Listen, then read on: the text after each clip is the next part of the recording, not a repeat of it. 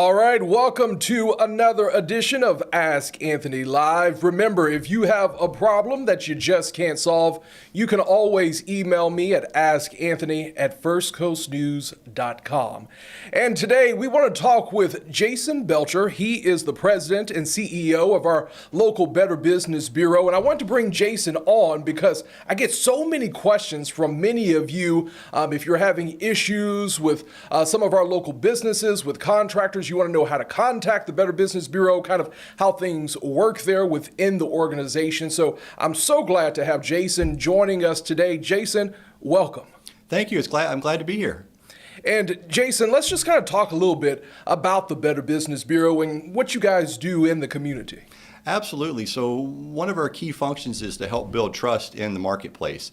And we do that in a number of different ways by encouraging ethical business practices, including advertising honestly, transparency, and this is really a big one, be responsive. A lot of times for folks that are consumers or business owners, if they have a complaint or a problem, even if they don't always like the answer they get, being responsive goes a long way towards helping them feel like at least they've been heard. Sometimes we understand that the answer is not going to be what we want, but responsiveness is really a key. So that's something that we believe in. We believe that ethical business and trust are the foundations of a healthy marketplace, and that is our mission is to help build that in our economy.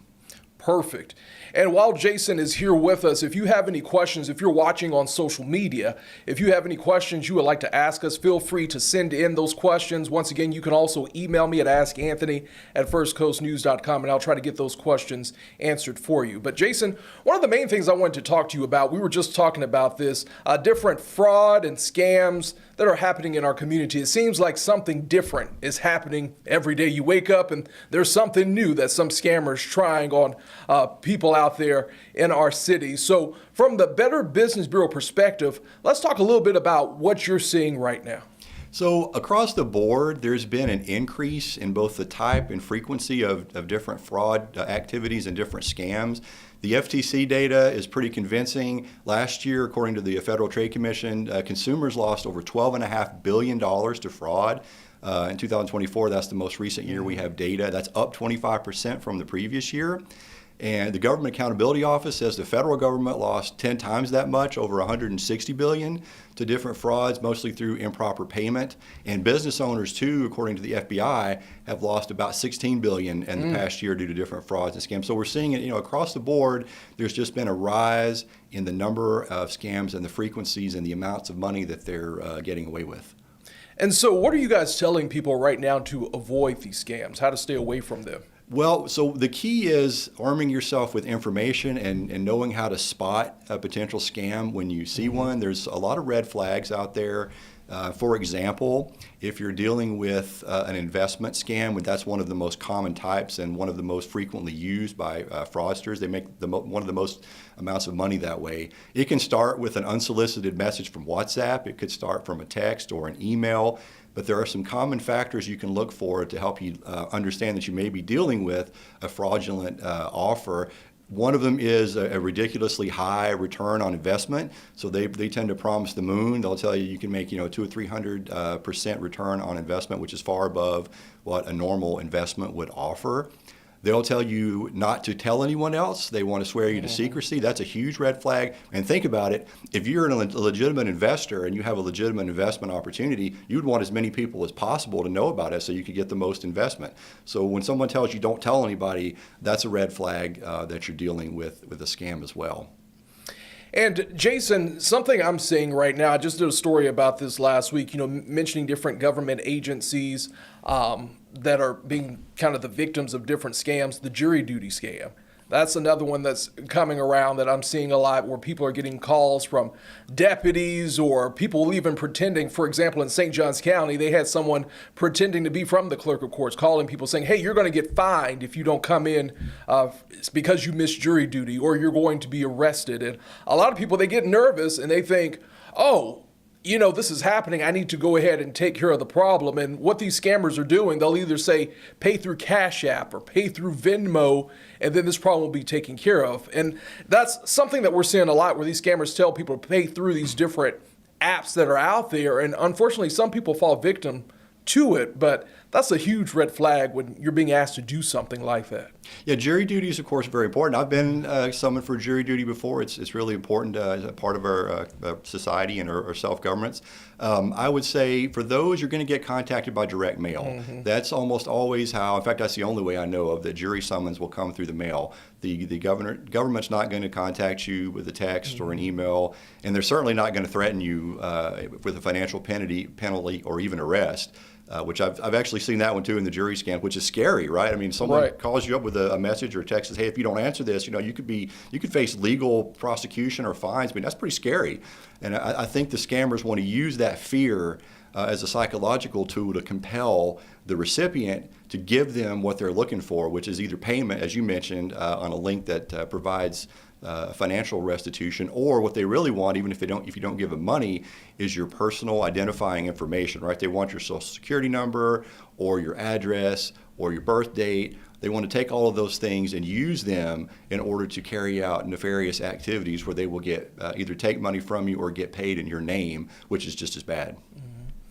Jason, are there any other specific examples that you are seeing happen here in Jacksonville right now or in our surrounding area in Northeast Florida, Southeast Georgia? Anything that really just kind of taking people by surprise?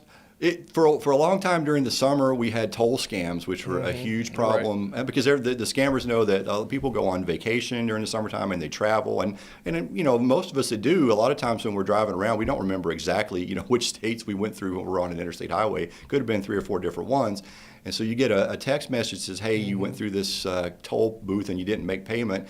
And one of the sort of nefarious ways they do it is they'll give you a really small amount. Like most people, I think, would ignore a huge Right, amount. They're just not paying attention to it. But if you get one that says, "Hey, it's only $5 or only $6, you can take care of this right now. It wouldn't be a problem." And so that's the hook they use.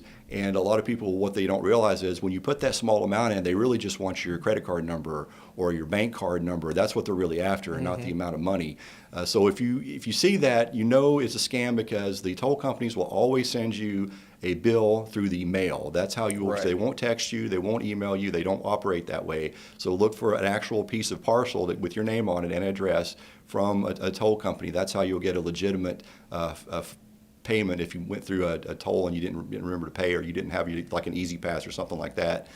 You'll get it through the mail, not through the text or email. So that's how you can tell it's a scam. Don't click on those links. That's the biggest thing. Like once you click on the link, the scammers can then gain access to some of your information. And after that, I would encourage you, if you do click on the link, even if it's inadvertent, keep an eye on your credit cards and your bank accounts over the next few days and look for suspicious charges, because if the bank doesn't spot them, you can contact your financial institution and let them know that your information has been compromised, and they can put a stop on it so that the fraudsters can't get any more, because they can take a lot of money, and it can be devastating for people.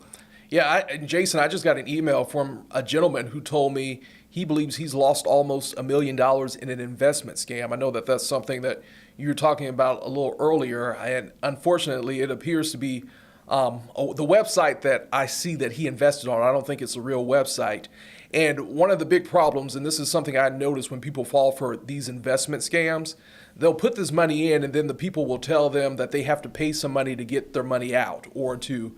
Can you maybe kind of talk a little bit more about these investment scams? Yeah, so one of the things you want to look for is, and as you mentioned, the website isn't real. Take a close look at the websites that they're posting for those. A lot of times they will be posing as legitimate investment firms and legitimate companies, but there'll be one letter off on the spelling, or there's one number off on the web address, and that's a giveaway that you're not dealing with someone that's legitimate. So the attention to detail can really help you avoid ending up paying, and the numbers, unfortunately, in that example that you cited, it can be that high or higher, just depending on how much money an individual has. The scammers want to take it all, and they'll be more than happy if you keep putting in money after they've contacted you. Oh, for sure. No doubt about it.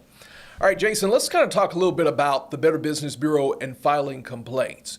For people out there who might be having issues, what is the best way for them to contact you all if they are having a problem with a company?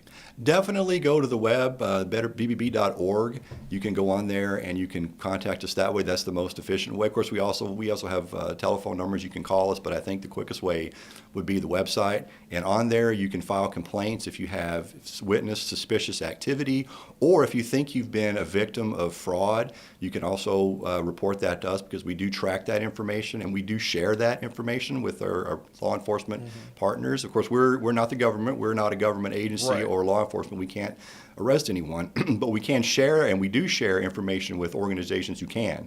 So if you report that, it will get to the proper authorities, which may help them prosecute the wrongdoers. And I want to emphasize this. A lot of folks ask, well, should we only report it to you guys, or should we report it to somebody else? And my advice would be report it to as many different places as you can, because sometimes the agencies, they have very specific swim lanes, and you might have come across a type of scam that doesn't quite fit with the agency you reported it to. So it may not get looked at, whereas if you report it to a whole bunch of different, that was me. Oh, no problem. If you report it, if it happens, if you report it to a whole bunch of different agencies, the likelihood of action getting taken goes up. So I would encourage that. Make sure you report it. And you could also have come across something new, as we talked about earlier. Right. There's so many different new types of fraud out there. You could be the first person that's reporting it and enable us and the authorities to get a jump on it and to track it, identify the source, and eventually stop it. So it's important that people understand that reporting those frauds and reporting scams really does help. And so when someone reports it, just kind of go through the process for me, because I see, people will leave comments on different businesses on your website, and then you might see a response from the business owner or from you guys, later saying that you've made contact and you asked. Just kind of tell people what happens after they make their initial complaint. So it depends on whether or not the business is accredited through us. If you want to be accredited, there's a requirement that you answer complaints, so they have to be resolved. So that means they have to respond to those. So obviously we will have immediate visibility on that, on whether or not and how soon a response is given. If the business is not accredited to us, then the accreditation requirement will not apply, but we'll still know whether or not they take any action on it by checking and tracking our system. So it is looked at. We do watch that. It's a lot. There's a lot of them in there, and because the number is so high, it can't be done instantaneously, but there is an organized system and an organized process that enables us to handle the high volume, and we will get to it. Perfect. So can you talk about this for me too? You mentioned something about if a business is accredited or not accredited. Can you talk about the difference and how Sure. businesses become accredited with your agency? So they can apply for accreditation, and you can do that from our website or by calling. And we have a number of different criteria that we look at, including some of the ones I mentioned earlier, the ethical business practices, the commitment to honest advertising, to being responsive, to telling the truth, to actually delivering, a service or product that you say you will. And once we've done a determination that they meet all of those standards, then we can go ahead and process that for approval. And that's when you'll see, I don't know if you can see it on my shirt here, my microphone's in the way, but the Better Business Bureau logo there. When you see that logo by a company or a business, it means that they've already been through the process and that we have approved them and that they are accredited, which means we've reviewed their credentials and we have found that they met the Better Business Bureau standards. And I think that's a good thing. I think we encourage that, and it tells consumers that they adhere to a higher standard of business practice. And let's talk about how important it is to do your research before you hire someone to do business with, whether it be a contractor or if you're, or if you want to get involved with a local business. It's so important that they go to the BBB's website and read the reviews and see the rating, or, Google, just to make sure that you can see from many different, areas of reviews, whatever it may be, what people are saying about this particular business. It is absolutely important. The web is a wonderful thing that enables us to have all this information at our fingertips and find so many different potential businesses out there that we may want to contract. At the same time, like you said, we want to make sure we review comments and past customers' ratings and see what how they've been viewed in the past, because that speaks a lot about how folks found the experience of actually doing that business so that you might not repeat Right. the same mistake. On the other hand, though, if they're really good, and a lot of them are, and they do a good job, and that reputation is well earned, those are the companies that you definitely want to get to do whatever work it is that you're trying to accomplish. Could be with your home or your business. Those reviews can carry a lot of weight. And Jason, let's talk about from the perspective, let's say someone has unfortunately become the victim of someone who is doing some bad business practices out there, and now they're trying to get their money back. They're trying to, or even just get the product that they were promised. What should they do in those situations? Yeah, it depends on the exact circumstances, but if you've lost money or if you've made a payment and you haven't received the service that you paid for, I would recommend that you contact not just us. Of course, we'll keep that information and share that, but also law enforcement. There's a lot of rules and regulations governing the practice of business, and it doesn't matter which state you're in. If those have been violated, then the law enforcement authorities would want to know that. And I wanted to make a quick mention, and I meant to mention this earlier. For a lot of the contractors out there, the states require licensure, Right. and you can look that up on the state website, and you can just put the business name in there and search for it, and it'll tell you whether or not they have the required licenses. So one of the things you want to look for is if whatever work you're trying to do, if the state requires them to be licensed and you find a business that offers to do it but they're not licensed, you might want to think twice about hiring them. Jason, is there anything else that you're seeing right now when it comes to different scams? Just that the types of scams keep changing, and I want to emphasize that because I know we see such an increase, and it can be frustrating for folks to wonder, like, well, why do they keep getting away with this? One of the reasons is because they keep coming up with new tactics and novel ways of conducting scams. I mean, every morning you can literally read about a new type of technique. I actually saw a story this morning. This wasn't scam, but it was robbery about someone who dressed up in a wetsuit with an oxygen tank and robbed a store that was near the ocean, and they swam away. I saw that too. So that's a new technique. Like, you call the cops, they show up with on foot or in a car, but that doesn't help you if you're underwater. So we adjust our tactics. We try to recognize new types of scams and frauds so we can track them and report them. But at the same time, the folks doing these come up with new ways. And so each day it's just an ongoing battle to try to keep up with all their changing tactics. Yeah, actually, I spoke with a sergeant not too long ago who was with the Jacksonville Sheriff's Office, their Economic Crimes Division. And actually, one of our reporters did a story about this not too long ago about a new scam that involves people calling, mainly those who are senior citizens, calling them and saying, hey, you need a new bank card, or you need a new credit card, and I know you might not be able to leave the house, and we need to do this as soon as possible. So place your card in an envelope, and we'll have a courier come pick it up for you, and then we'll return it to you. And then basically these people, their cards are gone. Have you been hearing about that? I'm glad you brought that up because that technique is one of the things you want to look out for. A lot of times the fraudsters or scammers want to come directly to your home to pick up something or drop something off, because that way that helps them avoid either leaving an electronic footprint online, or it helps them avoid sending something through the mail, which can be traced and can be its own crime. So that direct contact, when they offer to do that, that can be one of the ways they're trying to avoid being traced. And the reason they don't want to be traced is because it's a scam, and it's not a legitimate operation. Right.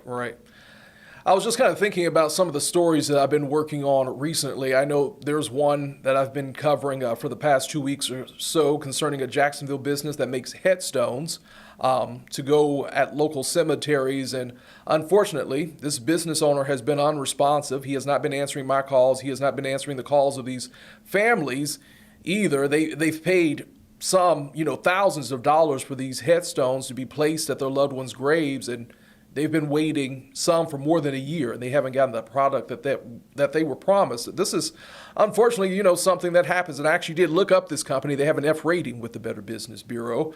And so, it's just something that I hate that there's people out here who are having to go through this as often as it happens, It's terrible. I absolutely hate to see it. And it's one of the reasons why I wanted to come work for the Better Business Bureau. I've started about 8 months ago as the CEO here. And it's one of the reasons I wanted to take the job was to help prevent things like that and to help stop things like that from happening, because I've seen firsthand how devastating it can be, not just financially, but also emotionally for the victims involved. And for some folks, it can be life-changing, and it can turn their world upside down, and it's terrible. And so we want to try to help stop that, prevent that, and if we can't stop and prevent it, at least catch and convict the folks that are doing it. Right. And another one that I see too, and I don't, I know you can also offer some advice about this, but I don't think anyone can really report it to you. Relationship scams, where we have people out there pretending to be someone else and then giving, their victims a long sob story, whether they, pretend to be a soldier overseas, or I even had one recently where a woman thought she was in love with Jason Momoa, the actor, and she gave him this Jason Momoa, thousands of dollars. And this is something, unfortunately, that we see, that people pretending to be someone else to get money. The romance scams are one of the biggest categories of scams that are out there, and technology has really helped folks who do those kind of scams, because you can generate images, you can generate voices now that look and sound just like the real person, but they're not. And it used to be that when we initially did that, you could see it, the video would freeze, or there would be a facial expression that was off, so you could tell right away that it was not authentic. But now the technology has improved so much that the authentic looking videos, are hard to distinguish from the ones that aren't. And even if you look really closely, they might still appear to be authentic. So unfortunately, that's the double-edged sword of technology. It helps us do a lot of business online, but it also has made it really easy for fraudsters to conduct those kind of operations, because you don't have to have any training anymore to do that. Nope. You don't need a computer. It used to be you needed a computer science degree. You had to know how to write code. So if you wanted to conduct those type of scams, you really had to have some training. Today, you don't need any of that. You can just go to the AI programs, and it'll do everything for you. Yep, you just open an app and use artificial intelligence. I've seen some videos out there, and they do look real. One of the things we want to tell folks in some of these voice cloning scams where they impersonate a loved one of yours, because when folks share videos on social media, whether they're audio, video, or just audio, that can be used to duplicate a voice. And so it can be hard to tell that they're inauthentic. One of the last lines of defense you can use to tell whether or not it's really that person is a personality test. Oftentimes the voice may sound like them, but they're saying something that that person would never say. They would never say it that way. They would never use phrases like that. So that's sort of your last line of defense, is knowing that person and their personality and recognizing that it doesn't say, the voice may sound like them, but what they're saying doesn't sound like them at all. That's a big indication that it could be an inauthentic message. Yeah. Jason, let's talk about cryptocurrency scams too. I'm sure you guys are familiar with those over at the Better Business Bureau, where people are asked to use Bitcoin and other. Yeah, unfortunately, that's another one, because it's grown so much in the past few years. Anytime there's a rise in a type of commerce, especially when it's done electronically as that is, it opens up a huge, potentially new pool of victims for the scammers. And so that's a really popular one that they like to use. And we've seen that grow. I wish our law enforcement officials luck in shutting those down and identifying them, because they've spread so much. And the damage to people can be, the financial cost can be huge, and it's not a minor thing. And I say that again because I sincerely mean it. I hate to see that happen to people. I hate to see them lose their money that way when they may not have it to lose because of what it can do to their life. So we want to try to help stop that. Definitely report it if you experience it or if you see it. To us, to law enforcement, everybody that you can, so that we can try to identify it, find the source, and stop it.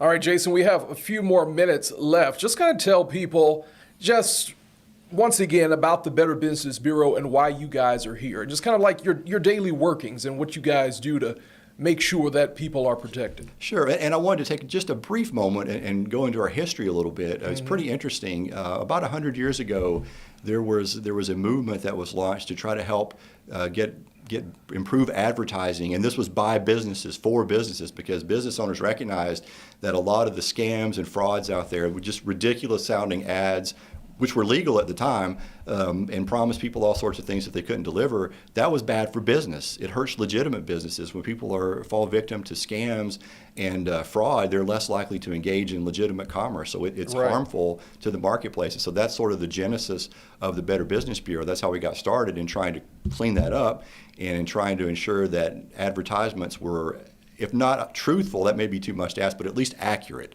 So whatever claims they were making had some basis in fact, and they could be backed up. And so on a day-to-day basis, we grew from a small organization to one that's nationwide.